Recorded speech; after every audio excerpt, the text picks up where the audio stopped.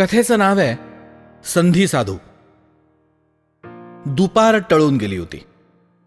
कल्लेली उन्हं आणि त्यात वाहणारा शीतल संध्या समीर यामुळे खामगावच्या विद्यापीठ परिसरात एक सुखद संध्याकाळ अवतरली होती. विद्यापीठाच्या एका कोपऱ्यात असणाऱ्या अवंतिका या हॉस्टेलच्या इमारतीतून सुयश विमनस्क अवस्थेत बाहेर पडला. मनात घोंगावणारं वादळ चेहऱ्यावर उमटलेलं. चीड, राग, आगतिकता, घुसमट या सगळ्याच भावना आळीपाळीनं कपाळावरच्या आठ्यांमध्ये प्रतीत होत असलेल्या. खाली बघून आपल्याच धुंदीत चालताना रस्त्यात जोसेफ आणि शर्या भेटले आणि त्याला नेहमीप्रमाणे कोपऱ्यावरच्या टपरीवर चहाचं निमंत्रण दिलं. तो मानेनेच नाही म्हणाला. केरळचा जोसेफ त्याच्या नेहमीच्या केरळी मराठीत त्याला म्हणाला सुद्धा, काय झालं रे तुला सोया? इतना अपसेट काय को है रे? अरे कुछ नहीं रे, आज कैंपस प्लेसमेंट में सिलेक्शन नहीं हुआ ना उसका, इसलिए हो सकता है. शर्याने जोसेफला माहिती पुरवली. अरे यार नहीं तो नहीं, इतना काय को टेंशन लेने का रे? जोसेफचा एक समजूतदार केरळी ढंगात सल्ला. मैं भी तो उसको वहीच बोला, पर उसने बहुत मन पे लिया है रे. शर्याचा त्याच्या स्पेशल मुंबई या हिंदी भाषेत जोसेफच्या सल्ल्यावर ऊपर एक सल्ला. अरे काय हिंदी भाषा आहे रे तुमच्या दोघांची? तुमच्या दोघांबरोबर बोलायचं ना म्हणजे कच्च्या केळ्याच्या भाजीत बटाटा वडा घालून पचडी खाल्ल्यासारखं वाटतं रे. सुरेश वैतागून म्हणाला. आणि तुम्हाला काय रे प्रॉब्लेम असणार? जोसेफ, तुझा केरळला चांगला जमीन जुमलाय आणि शर्या तुझ्यासाठी तर मुंबईमध्ये बिझनेस तयार आहे रे. तुम्हाला नाही कळणार माझी स्थिती. कॅम्पसमध्ये नोकरी मिळणं खूप गरजेचं आहे माझ्यासाठी. सुयशची तगमग शब्दाशब्दात व्यक्त होत होती. जाऊ दे, तुम्हाला नाही कळणार रे, असं म्हणून ते काही म्हणायच्या आतच तो तिथून निघाला देखील. सुयश हा BMSच्या शेवटच्या वर्षाचा विद्यार्थी होता. मोरगाववरून आलेला. घरी आई, वडील, बीकॉमच्या पहिल्या वर्षात शिकणारी एक लहान बहीण आणि फिजिओथेरपीचा कोर्स करून एका हॉस्पिटलमध्ये डॉक्टरना मदतनीस म्हणून जात असलेली मोठी बहीण. वडील मोरगावच्या एका पतसंस्थेत कारकून पदावर. आई गृहिणी. सर्वसाधारण राहणीमान असलेलं मध्यमवर्गीय कुटुंब होतं ते.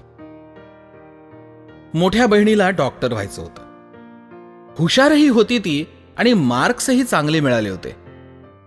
पण शिक्षणासाठी तितके पैसे देता येणार नव्हते म्हणून शेवटी फिजिओथेरपीचा कोर्स केला. वडिलांच्या मिळकतीत किती भागणार होतं? सुया म्हणजेच सुयश हुशार.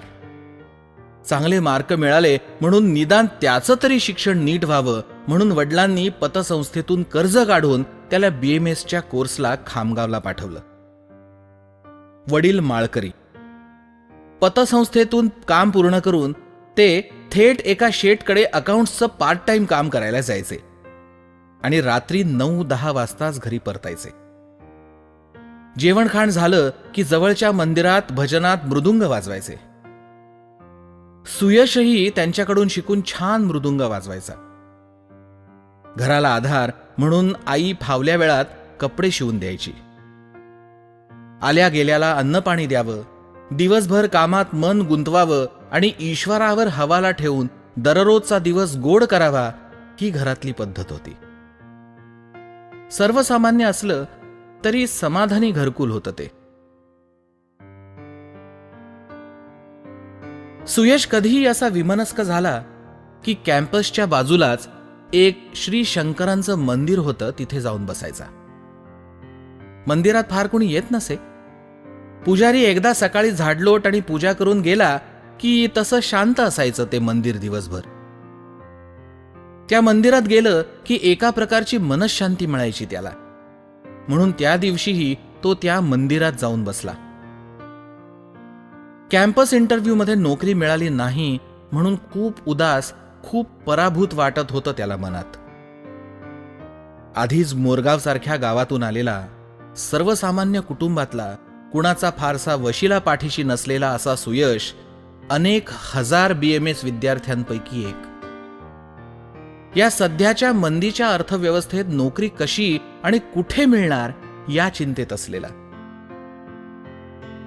कॅम्पसमध्ये एक हुशार विद्यार्थी म्हणून गणना होत असताना जर येणाऱ्या कंपन्यांनी नोकरी दिली नाही तर कोण विचारणार त्याला या क्रूर जगात या चिंतेत असलेला. सुयशचे डोळे पाण्याने डबडबले होते. नोकरीसाठी निवडला न गेल्याच्या पराभवाच्या या पहिल्या धक्क्यानं सुयश कोलमडला होता. ना कोणी समजून घेणारी व्यक्ती, ना कोणी आधार देणारी. आज विचाराच्या नादात देवाचं दर्शनही घेतलं नव्हतं त्यानं. तसाच डोळे मिटून तो भविष्याची काळजी करत बसला होता. एवढ्या ठाणकन मोठ्यानं देवळातली घंटा वाजली. एका भगव्या कपड्यातले साधू महाराज देवाच्या दर्शनाला आले होते.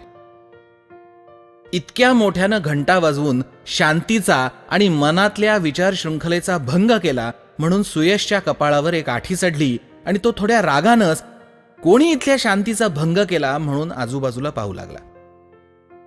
तेवढ्यात ते साधू बाबा प्रदक्षिणा पूर्ण करून सुयश जिथे बसला होता तिथे आले.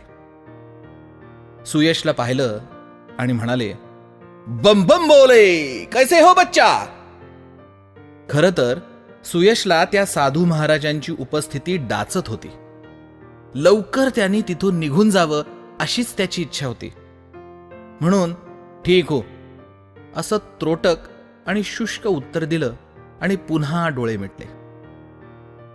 डोळे मिटल्यामुळे त्याच्या डबडबलेल्या डोळ्यातून 2 अश्रू गालावरून ओघळले. क्यों रो रहे हो सुयश. साधूबाबांनी विचारलं. सुयश चपापला. आपलं नाव या साधूबाबांना कसं माहिती या आश्चर्यानं तो साधूबाबांकडे पाहायला लागला. बाबा आपको मेरा नाम कैसे पता. सुयशचा कुतूहलयुक्त प्रश्न. अरे हे काय तुझ्या खिशावरचा बॅजच सांगतोय. साधूबाबा उत्तरले. सुयशच्या लक्षात आलं की इंटरव्ह्यूच्या वेळी खिशावर लावलेला नावाचा बॅज घाईघाईत तसाच राहिला होता. काय नाही बाबा, जाऊ दे, यू वोंट अंडरस्टँड असं म्हणून सुयशनं मान वळवली. Oh, I will surely understand my dear. Don't underestimate this sadhu. This sadhu has seen enough of the world to understand. So tell me, what is bothering you? साधू महाराजांनी अस्खलित इंग्रजीत सुयशला उत्तर दिलं. आता मात्र सुयश चपापला.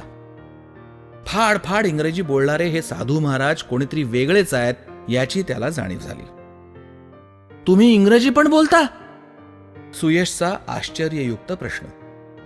का भगवी वस्त्र घालणाऱ्याला इंग्रजी बोलता येत नाही का.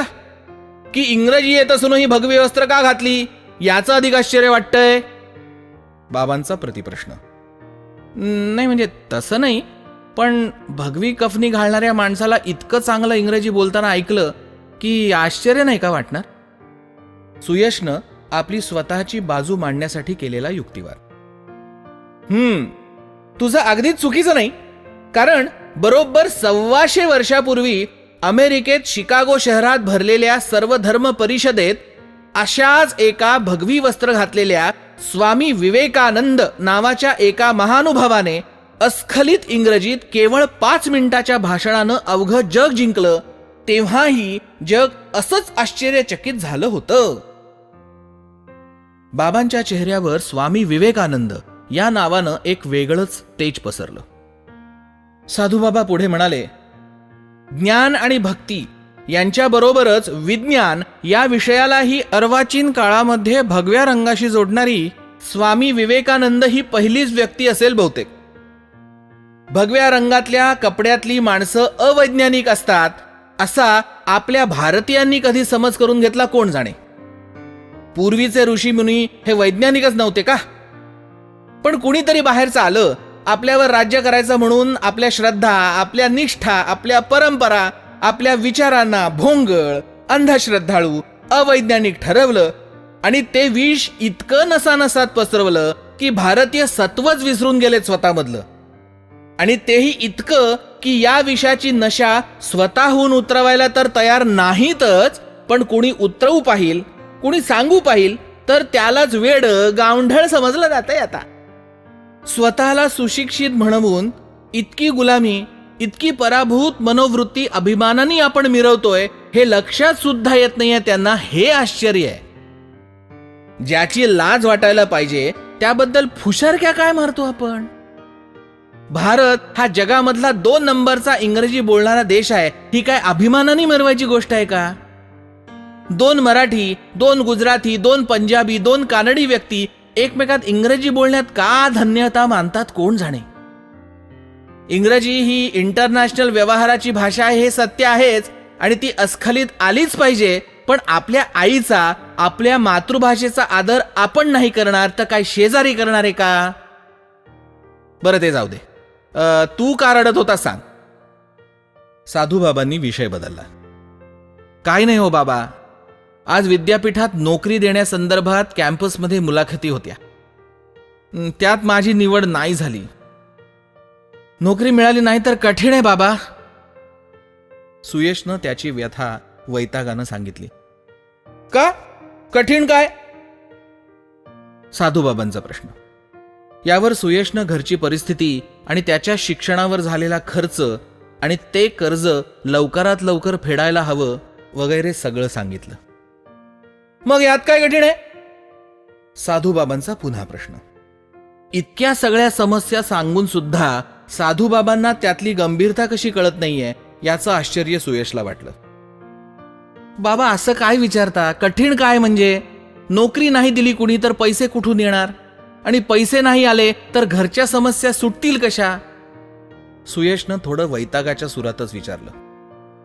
अरे मी नोकरी मिळवण्यात काय कठीण हे नाही विचारलं, पैसे मिळवण्यात कठीण काय हे विचारलं. साधूबाबांचं स्पष्टीकरण.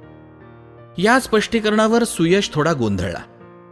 त्याच्या चेहऱ्यावरचं प्रश्नचिन्ह वाचून साधूबाबा म्हणाले, पैसे मिळवायच्यासाठी नोकरी हा एकच मार्ग असतो का? व्यवसाय करूनही पैसे मिळवता येतातच की.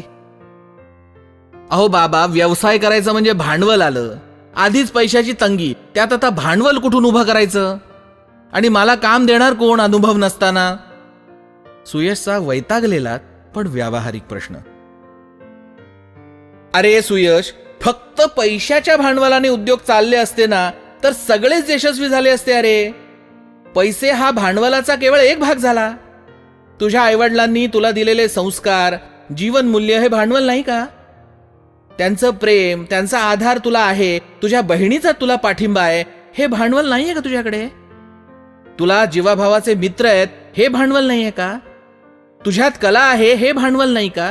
तुझ्याकडे बुद्धी आहे, धडधाकट शरीर आहे, संतुलित मन आहे, सदसद्विवेक बुद्धी आहे, प्रामाणिकपणा आहे, मेहनत करायची तयारी आहे. इतकं सगळं भांडवल तुझ्या पाठीशी असताना फक्त पैसे नाहीत म्हणून हातपाय घालणार का तू?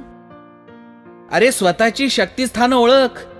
ती शक्तिस्थानं वापरता कशी येतील अशा संधी शोध. आणि तुझ्याजवळ असणाऱ्या सगळ्या भांडवलाने सुरुवात तर कर. बघ, तुझे प्रयत्न बघून पैशाचं भांडवलही उभं राहतं की नाही ते बघ.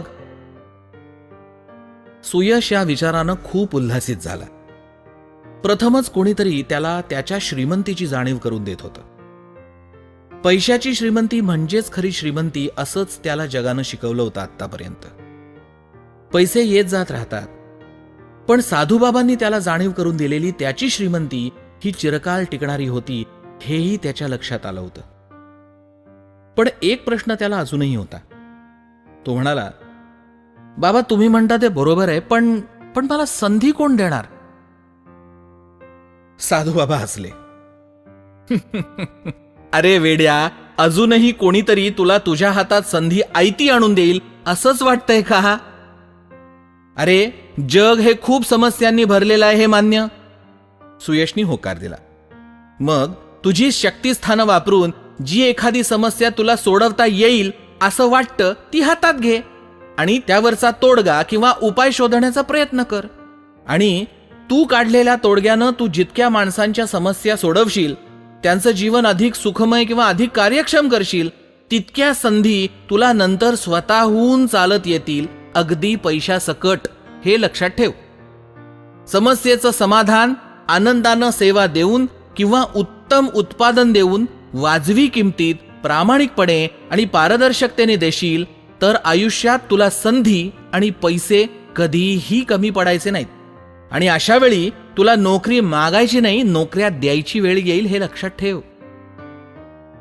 सुयश साधूबाबांच्याकडे बघतच राहिला.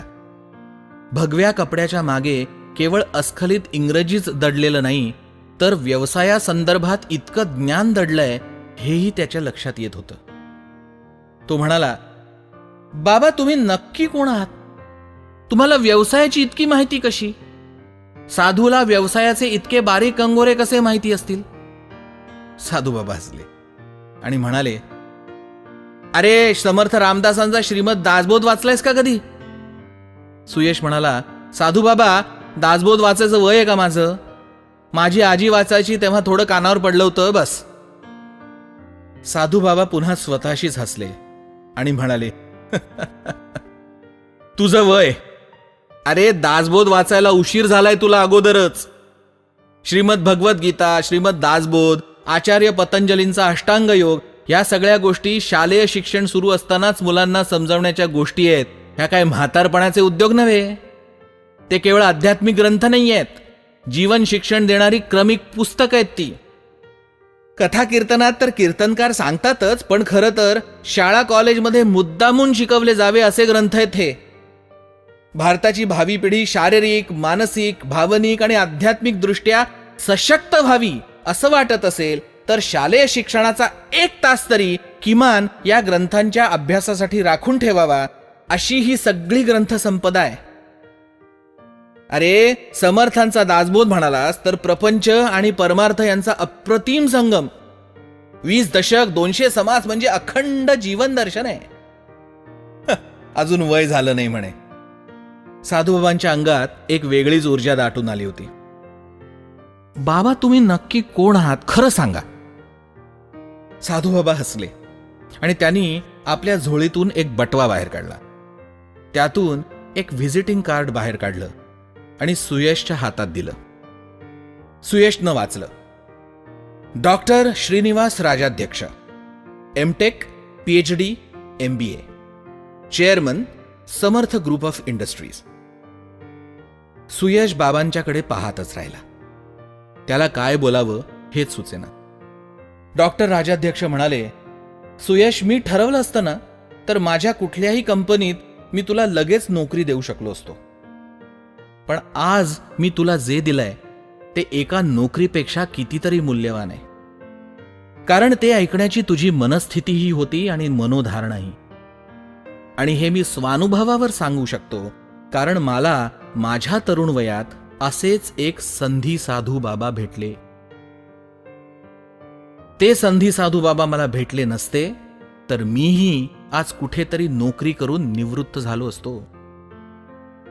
पण तुला मी आज जे जाणवून दिलंय ते जर तू खरंच मनावर घेऊन करशील तर आजपासून 30 वर्षानं माझ्यासारखंच एक व्हिजिटिंग कार्ड तू पुढच्या पिढीतल्या कुणातरी सुयशच्या हातात देत असशील, हे लक्षात ठेव.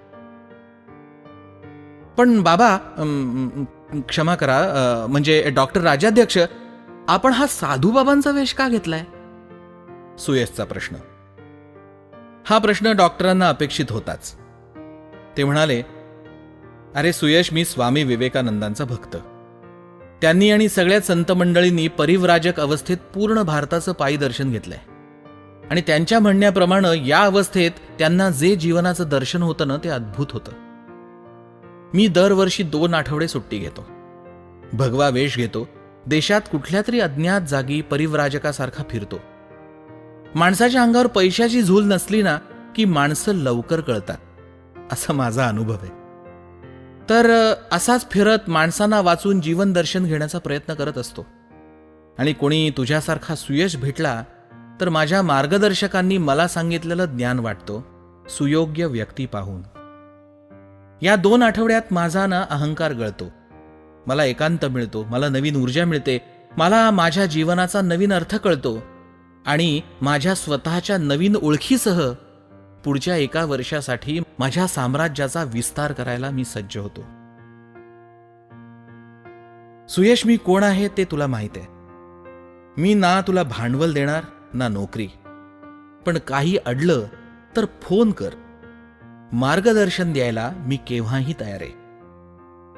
एक मात्र तू करायचं की तुझा 1 कोटींचा टर्नओव्हर जेव्हा होईल त्यावेळी होणाऱ्या समारंभाला मी असलो तर नक्की येईन, हे माझं वचन आहे तुला. ठीक आहे, चलू आता.